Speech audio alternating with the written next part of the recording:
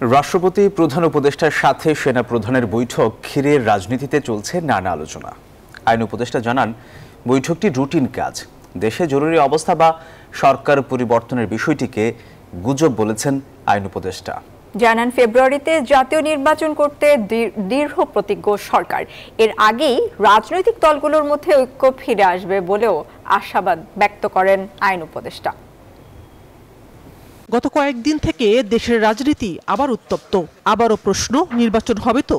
এমন পরিস্থিতিতে রোববার প্রধান উপদেষ্টার 3 রাজনৈতিক দলের সাথে বৈঠকে নতুন প্রশ্নের ঢালপালার মধ্যেই সোমবার সকালে রাষ্ট্রপতি এবং প্রধান উপদেষ্টার সাথে সেনাপ্রধানের বৈঠক, যাকে ঘিরে রাজনীতির অলিগলিতে ছড়ায় জরুরি অবস্থা ও কেয়ারটেকার সরকার নিয়ে নানা গুঞ্জন। সোমবার সচিবালয় এসব আলোচনা সমালোচনাকে স্রেফ গুজব বললেন আইন উপদেষ্টা।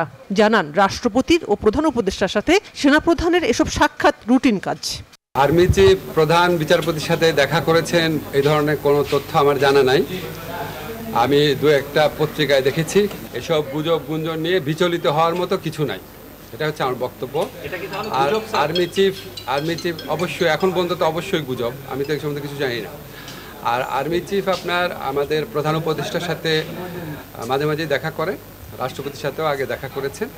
তো আমি মনে করি না এটা নিয়ে বিচলিত হওয়ার মতো কিছু।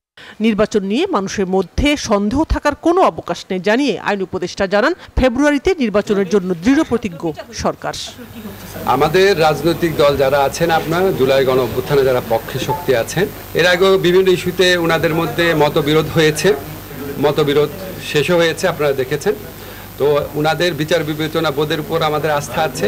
সরকারের পক্ষ থেকে ফেব্রুয়ারিতে নির্বাচন করার ব্যাপারে দৃঢ় প্রতিজ্ঞ, এটা আমাদের প্রধান উপদেষ্টা বারবার বলেছেন। নির্বাচন কমিশনকেও সেরকম ইনস্ট্রাকশন দেওয়া হয়েছে, ওনারা সকল পদক্ষেপ গ্রহণ করছেন।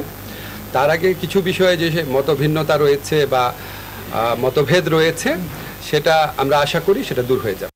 এদিকে প্রধান উপদেষ্টার সাথে সেনাপ্রধানের সাক্ষাতের বিষয়ে বিজ্ঞপ্তি দিয়েছে প্রধান উপদেষ্টার কার্যালয় এবং আইএসপিআর থেকে।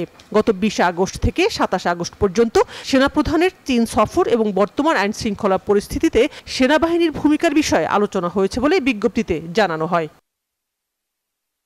শানাজি ইয়াসমিন, নিউজ 24, ঢাকা।